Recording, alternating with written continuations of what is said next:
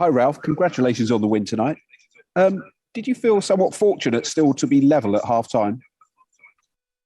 Yes, I think we have to be honest. Without David and his brilliant saves, it would have been difficult to have a clean sheet at halftime. The first half was not good. We were second best in almost all aspects of the game. Sloppy passing, not strong enough in the center of the pitch, in the tackles. We were losing almost all 50-50 situations. We didn't win a single second ball in the first half. If we had a few counter-attacking situations, we were almost a little bit too nervous on the ball. But we also have to admit that there is an opponent on the pitch, and they played extremely aggressive, extremely brave, pressing us high. And those were all the aspects that we spoke about at halftime. So in the second half, we did things a lot better. Exemplary for me for that kind of football that we played in the second half was Scott McTominay. He won almost all second balls in the second half. He won a lot of 50-50 situations in the center of the pitch. And then we had our counter-attacking situations. And in the end, we could have scored 4 or 5 goals. But again, I have to admit, after the first half, we couldn't have complained if we had been 2-0 down. Ahmed Ali?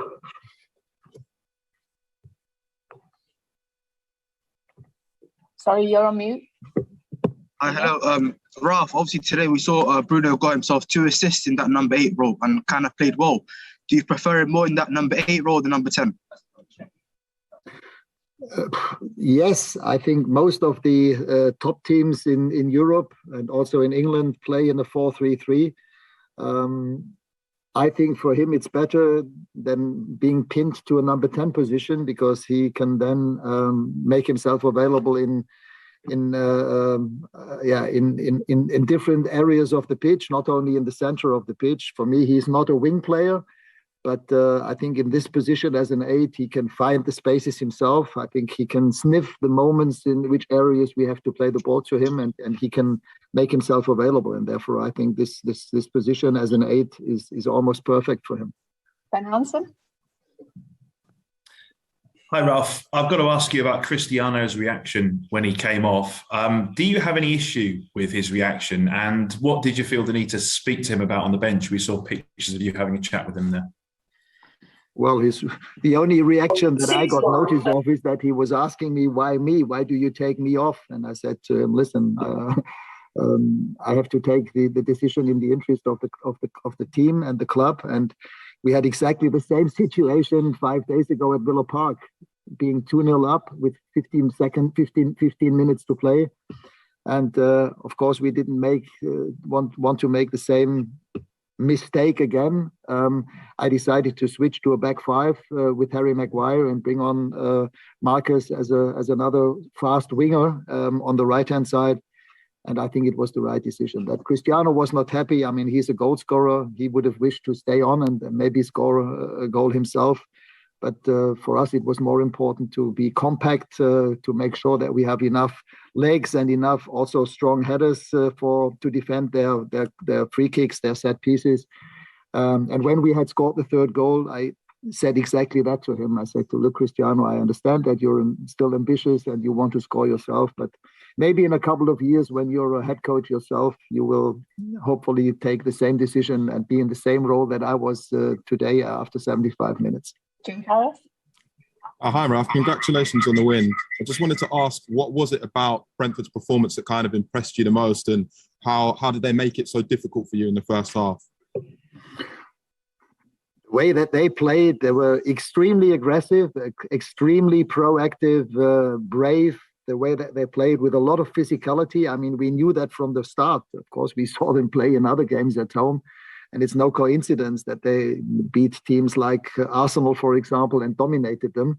So we were fully aware what kind of game this would be tonight. But opposed to the second half, in the first half, we were just, as I said, second best in all aspects of the game. And in the second half, Scott, I must once again say, was exemplary, a real leader. He played with authority and when we needed it most. And I think that had almost a positively contagious effect on all the other players in the center of the pitch. And by winning those duels in the second half, we had our counter-attacking situations ourselves, and we knew that they were weak in moments when we could play with speed and tempo towards their goal and making their back three drop back and bring them into one-on-one sprinting duels. We knew that we would be better on in those areas of the pitch. Okay, Laurie Whitwell. Hi, Ralf. Just on Cristiano, would you need to speak to him again, do you think, after tonight, just in terms of his reaction and what that might do for the sort of squad harmony, I suppose, or are you okay with that after tonight? Well, as I said, it was exactly what I have seen, or what I have realized was exactly what happened. Of course, I didn't expect him to hug me after being substituted. I know how players like those goal-scoring players, how they think and how they tick. But again, I have to take my decisions in the interest of the team and the club.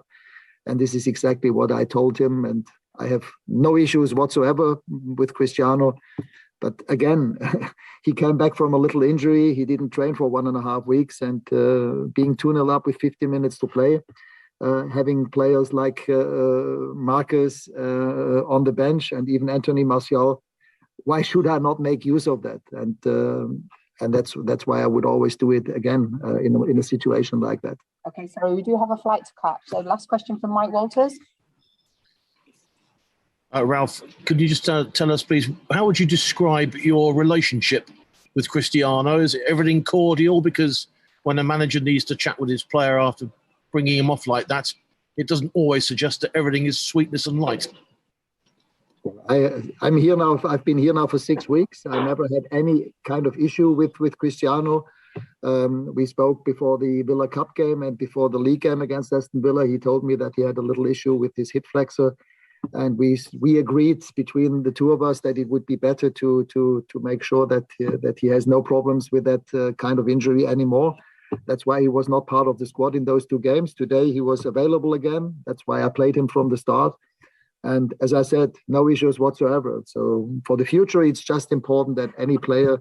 The most important thing is that we win games, and this is first.